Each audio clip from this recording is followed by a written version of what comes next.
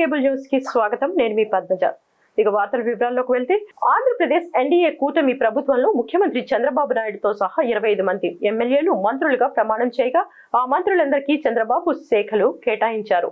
పవన్ కళ్యాణ్ కు డిప్యూటీ సీఎంతో పాటు పంచాయతీరాజ్, గ్రామీణ అభివృద్ధి, అటవీ, పర్యావరణం, సైన్స్ అండ్ టెక్నాలజీ శాఖలు కేటాయించారు.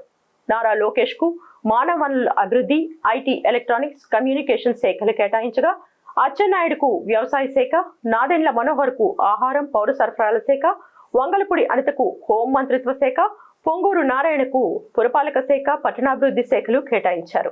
ఇక సత్యకుమార్ యాదవ్ కు ఆరోగ్య శాఖ, కొల్లు రవీంద్రకు గనులు ఎక్సైజ్ శాఖ, నిమ్మల రామానాయుడుకు నీటిపారుదల శాఖ, మహమ్మద్ ఫరూక్ కు న్యాయశాఖ, మైనార్టీ సంక్షేమం, ఆనం రామనారాయణ రెడ్డికి దేవాదాయ శాఖ, పయ్యావుల కేశవ్ కు ఆర్థిక శాఖ, అనగాని సత్యప్రసాద్ కు రెవెన్యూ శాఖ, కొలుసు పార్థసారథికి హౌసింగ్, ఐఎన్పిఆర్ శాఖలు, డోలా బాల వీరాంజనేయ స్వామికి సాంఘిక సంక్షేమ శాఖ, గొట్టుపాటి రవికుమార్ కు విద్యుత్ శాఖ, కందుల దుర్గేష్ కు పర్యాటకం, సాంస్కృతిక శాఖలు, గుమ్మడి సంజారానికి స్త్రీ శిశు సంక్షేమం, గిరిజన సంక్షేమ శాఖలు, బీసీ జనార్దన్ కు రహదారులు, భవనాల శాఖలు, టీజీ భరత్ కు పరిశ్రమల శాఖ, ఎస్ సవితకు బీసీ సంక్షేమం, హ్యాండ్లూమ్ అండ్ టెక్స్టైల్ శాఖలు, వాసంశెట్టి సుభాష్ కు కార్మిక శాఖ, కొండపల్లి శ్రీనివాస్ కు ఎంఎస్ఎంఈ ఎన్ఆర్ఐ ఎంపవర్మెంట్ శాఖ, మండిపల్లి రాంప్రసాద్ రెడ్డికి రవాణా శాఖలను కేటాయించారు. పాయకరావుపేట ఎమ్మెల్యే వంగలపూడి అనితను హోంమంత్రి పదవి వరించింది. వైసీపీ ప్రభుత్వ హయాంలోనూ మహిళలకే హోంమంత్రి పదవి దక్కగా చంద్రబాబు కూడా హోంమంత్రిగా మహిళనే నియమించారు. ఉమ్మడి విశాఖపట్నం జిల్లా నుంచి ఈ మంత్రివర్గంలో పదవి దక్కించుకున్న ఏకైక ఎమ్మెల్యే వంగలపూడి అనిత. ఉమ్మడి విశాఖ జిల్లాలో ఎంతో మంది సీనియర్ నేతలు ఉన్నప్పటికీ పార్టీ పట్ల ఆమె చూపిన విధేయతకు ముఖ్యమంత్రి చంద్రబాబు ఆమెకు మంత్రి పదవిని కేటాయించడమే కాకుండా ఏకంగా హోంమంత్రిని చేశారు. ఇటీవల జరిగిన ఎన్నికల్లో టీడీపీ కూటమి అభ్యర్థినిగా పాయకరావుపేట నుంచి మరోసారి పోటీ చేసిన అనిత 43,727 ఓట్ల తేడాతో రికార్డు విజయం సాధించారు. 2014 సంవత్సరానికి ముందు ఉపాధ్యాయురాలుగా పనిచేస్తూ రాజకీయాల్లోకి ప్రవేశించిన అనిత టీడీపీతో తన రాజకీయ ప్రస్థానాన్ని ప్రారంభించి 2014 ఎన్నికల్లో పాయకరావుపేట నుంచి పోటీ చేసి విజయం సాధించారు. ఎమ్మెల్యేగా నియోజకవర్గ అభివృద్ధికి 5 ఏళ్ల పాటు కృషి చేశారు. అయితే 2019 ఎన్నికల్లో టీడీపీ అధిష్టానం ఆమెను పాయకరావుపేట నుంచి కొవ్వూరుకు పంపించడంతో అనిత అక్కడ ఓటమి పాలయ్యారు. ఓడిపోయినప్పటికీ టీడీపీ కోసమే అనిత పనిచేశారు. ఆ తర్వాత తెలుగు మహిళా రాష్ట్ర అధ్యక్షురాలిగా పనిచేస్తూ వైసీపీ విధానాలను ఎండగడుతూ వచ్చారు. ఎట్టకేలకు ఆమె కృషికి ఫలితంగా ప్రభుత్వం ఆమెకు హోంమంత్రి పదవి కట్టబెట్టడంతో అనిత అభిమానులు ఆనందంలో మునిగి తేలుతున్నారు. ఆంధ్రప్రదేశ్ లో కొత్త ప్రభుత్వం కొలువు తీరిన వేళ రాష్ట్ర రాజకీయాల్లో మరో కీలక పరిణామం చోటు చేసుకుంది. తెలుగుదేశం పార్టీ ఆంధ్రప్రదేశ్ నూతన అధ్యక్షుడిగా పల్లా శ్రీనివాసరావు నియమితులయ్యారు. ఇప్పటి వరకు ఏపీ టీడీపీ అధ్యక్షుడిగా అచ్చెన్నాయుడు కొనసాగగా చంద్రబాబు కేబినెట్ లో ఆయనకు మంత్రిగా చోటు దక్కడంతో అచ్చెన్నాయుడు అధ్యక్ష పదవికి రాజీనామా చేశారు. దీంతో ఇటీవల జరిగిన ఆంధ్రప్రదేశ్ అసెంబ్లీ ఎన్నికల్లో గాజువాక నియోజకవర్గం నుండి రాష్ట్రంలోనే అత్యధిక మెజార్టీతో విజయం సాధించిన పల్లా శ్రీనివాసరావుకు చంద్రబాబు ఏపీ టీడీపీ పగ్గాలను అప్పగించారు. క్యాన్సర్ బాధితులను ఆదుకునేందుకు అపోలో క్యాన్సర్ సెంటర్ డాక్టర్లు అంకిత భావంతో పనిచేస్తారని centre senior consultant medical oncologist doctor Rakesh Reddy అన్నారు. నగరంలోని ఆరిలోలో గల health city Apollo cancer centre నందు శుక్రవారం ట్రైమ్ together a celebration of cancer survivors పేరుతో కార్యక్రమాన్ని నిర్వహించారు. క్యాన్సర్ కు వ్యతిరేకంగా పోరాడి జయించిన విజేతలు, వారి కుటుంబాలను గౌరవించే ఉద్దేశంతో ఏర్పాటు చేసిన కార్యక్రమంలో అపోలో క్యాన్సర్ సెంటర్ గౌరవ వైద్య నిపుణులు COO Sriramachandra, Visakha crime DCP P Venkataratnam, senior consultant radiation oncologist doctor Suman Das తదితరులు మాట్లాడుతూ క్యాన్సర్ కు వ్యతిరేకంగా పోరాడి జయించిన విజేతలను, వారి అచంచలమైన స్ఫూర్తిని మరియు సంకల్పాన్ని అభినందించారు. 2nd of June every year is celebrated as World Cancer Survivors Day. ఆ రోజు world cancer survivors day celebrate చేసి అన్ని క్యాన్సర్కి ఎవరు ఫైట్ చేశారు వాళ్ళు రెసిలియన్స్, వాళ్ళు that strength with which they have fought A disease like cancer, that is celebrated worldwide. And this year, in fact, we wanted to celebrate, but because of the election results and all, that is postponed to this date. Not only the cancer patients that they win over cancer, it is their family members who are also equally contributory, equally also they have to go through the journey to fight against a disease like cancer, and we want to celebrate that.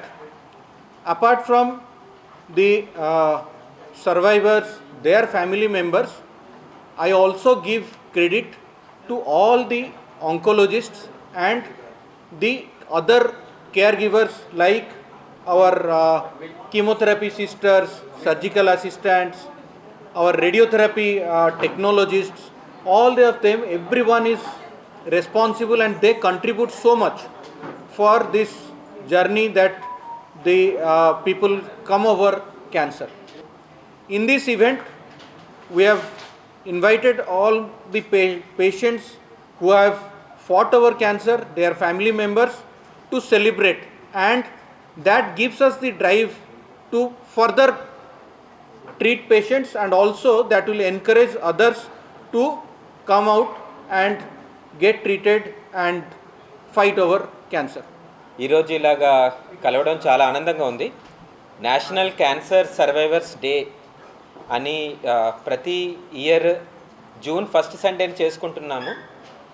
So June first Sunday దాటిపోయింది కదా, ఈరోజు ఎందుకు చేసుకుంటున్నారు అని అంటే, అప్పుడు మీకు తెలుసు మనం ఎలక్షన్ రిజల్ట్స్ గురించి వెయిట్ చేస్తున్నాం. బట్ నా పరంగా అడిగితే ఈ పర్టికులర్ జబ్బుని ఎవరైతే జయించారో వాళ్ళని ప్రతిరోజు మనం సెలబ్రేట్ చేసుకోవాలి. Every day is a cancer survivors day for us, because this is something మేము ప్రతిరోజు చూస్తుంటాము.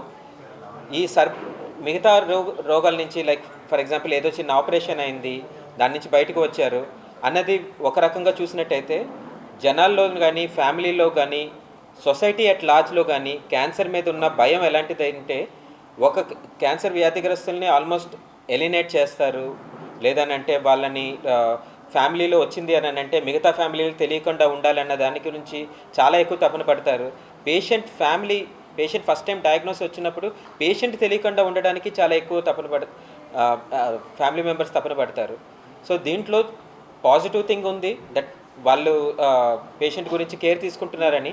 నెగిటివ్ థింగ్ ఇంకా చాలా పెద్దది ఉంది, ఎందుకంటే క్యాన్సర్ అనే డయాగ్నోసిస్ అవ్వగానే that is it self life last అయిపోయిందని, లేకపోతే ద బ్యాటిల్ ఈజ్ లాస్ట్ అని, ఆ రకమైన మైండ్ సెట్ని చుట్టుపక్కల, అంటే not only to the patient, చుట్టుపక్కల కూడా అదే భయాన్ని స్ప్రెడ్ చేస్తున్నారు.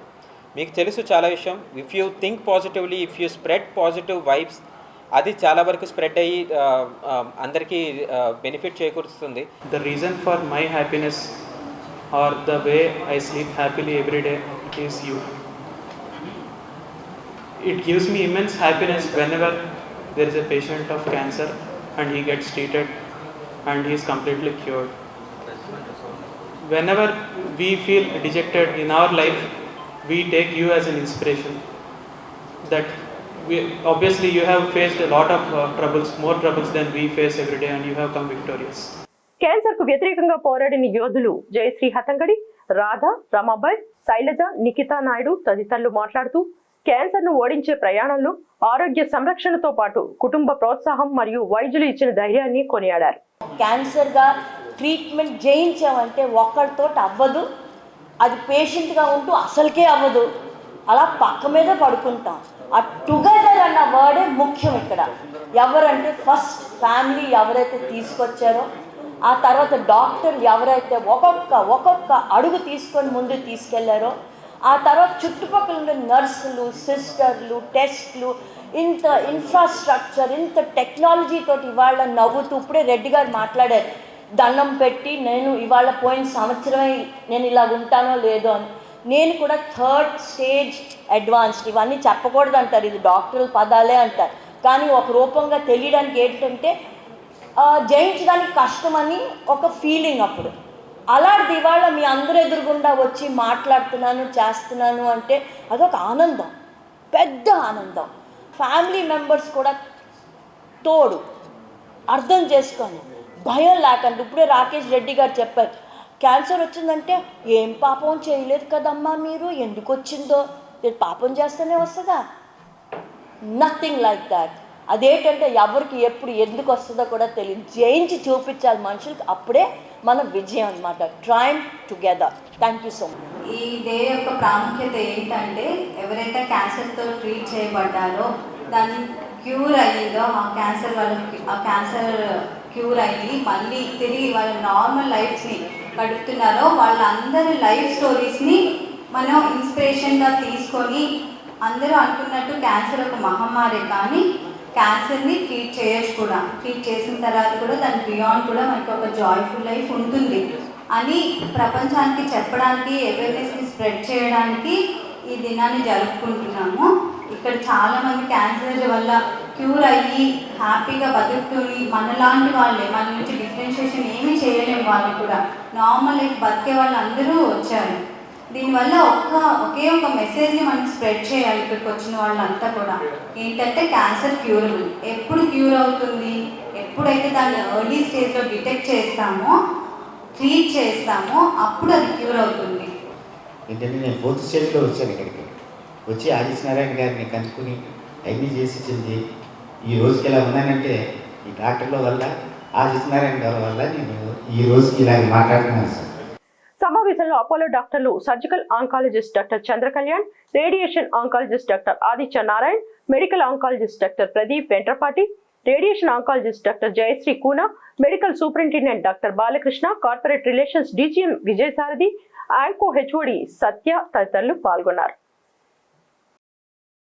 ఇవి బులెటిన్ విశేషాలు. మరిన్ని వార్తా వివరాలతో మళ్ళీ కలుసుకుందాం. అంతవరకు సెలవు. నమస్కారం.